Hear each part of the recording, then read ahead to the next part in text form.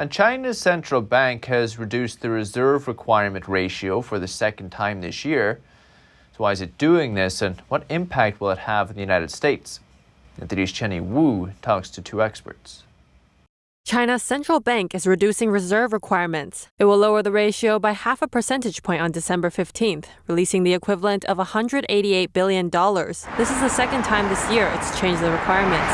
The bank says the cut is a regular operation of monetary policy and that it was done to better support the real economy.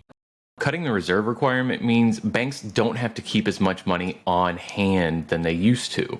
So say, for example, a bank had $100,000 on hand and the reserve requirement was 10%, they would only have to keep $10,000 on hand.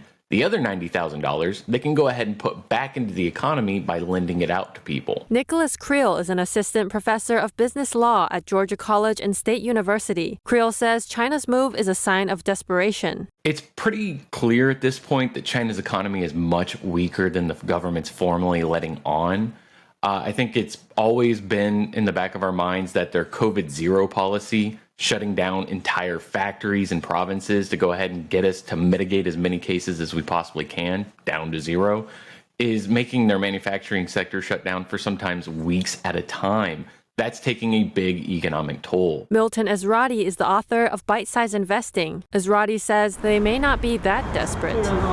If the Federal Reserve had done it in the United States, I think it would be a sign of some kind of desperation.